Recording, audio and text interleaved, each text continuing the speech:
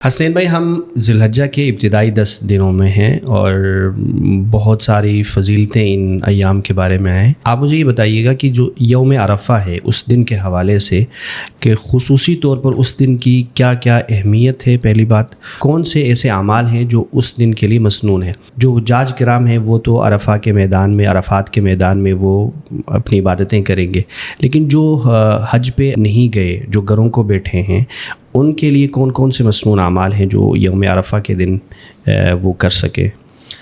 الحمدللہ رب العالمین والصلاۃ والسلام علی سید الانبیاء والمرسلین، اما بعد، اعوذ باللہ من الشیطان الرجیم، بسم اللہ الرحمن الرحیم. قال اللہ تبارک وتعالی فی القرآن المجید ومنهم من یقول ربنا آتنا فی الدنیا حسنہ وفی الآخرۃ حسنہ وقنا عذاب النار. سب سے پہلے تو ہمیں یہ جان لینا چاہیے کہ یوم عرفہ کہتے کس دن کو ہیں. یوم عرفہ 9 ذی الحجہ کا دن ہے، اور اس دن میدان عرفات میں تمام حجاج جو ہیں وہ سب سے بڑا حج کا رکن جو ہے وہ ادا کرتے ہیں، جس کے بارے میں نبی کریم صلی اللہ علیہ وسلم نے فرمایا کہ الحج عرفہ. جامع ترمذی کی روایت ہے یہ کہ حج عرفہ ہی ہے، یعنی سب سے جو بڑا حج کا جو رکن ادا کیا جاتا ہے وہ کس دن؟ عرفہ کے دن ادا کیا جاتا ہے. اور اس کا نام عرفات، میدان عرفات میں جمع ہونے کی وجہ سے ہی اس کا یوم عرفہ نام رکھا گیا. اس کے بعد اللہ تعالیٰ اپنے فرشتوں پر فخر محسوس کرتے ہیں جب بندے اس دن اپنے پراگندہ حالت میں اور بکھرے بالوں کے ساتھ اللہ کے حضور پیش ہوتے ہیں، تو اللہ تعالیٰ اس کے ذریعے فرشتوں پر جو ہے وہ فخر محسوس کرتے ہیں. یہ بھی صحیح حدیث ہے. اور اسی طرح اس کی اہمیت کے ایک یہ بھی حدیث ہے، عمر رضی اللہ عنہ کی روایت میں ہمیں ملتا ہے کہ الیوم اکملت لکم دینکم، جس دن آخری وحی نازل ہوئی تھی. اور بعض مفسرین کہتے ہیں کہ آخری وحی جو ہے واتقوا یوما ترجعون فیہ الی اللہ، یہ بھی ہے. تو اللہ نے جس دن دین کو مکمل کر دیا تھا، جیسا کہ سورہ مائدہ میں آیت نازل ہوئی، تو وہ دن تھا یوم عرفہ کا. اور عمر رضی اللہ عنہ ساتھ یہ بھی کہتے ہیں کہ یہ حجۃ الوداع کا دن تھا اور جمعہ کا دن تھا، یوم عرفہ کا دن تھا. اور اس دن ہمیں کون سے اعمال کرنے چاہیے؟ سب سے پہلے تو ہمیں اس دن روزہ رکھنا چاہیے.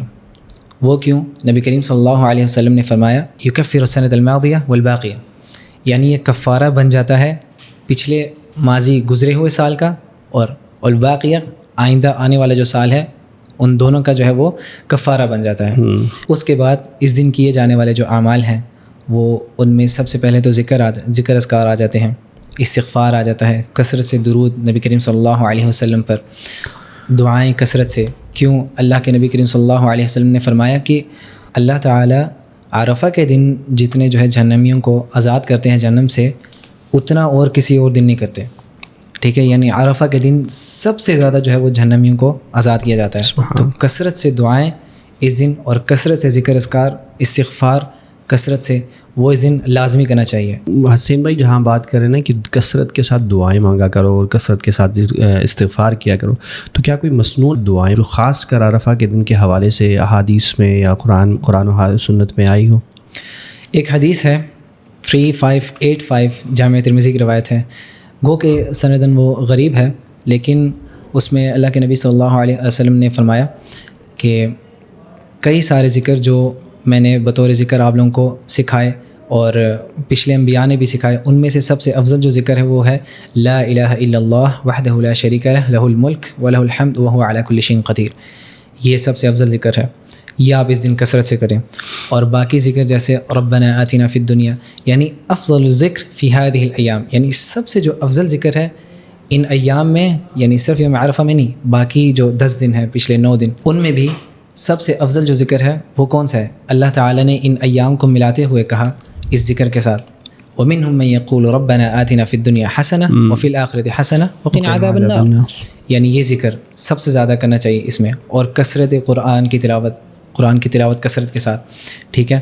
اور اسی طرح اللہم انک عفو تحب العفو فاعف عنی، یہ والے ذکر. اور اسی طرح کلمتان خفیفتان علی اللسان. ٹھیک ہے، یعنی وہ کلمے جو زبان پر بہت ہی ہلکے ہیں لیکن میزان میں وہ بہت بھاری ہیں.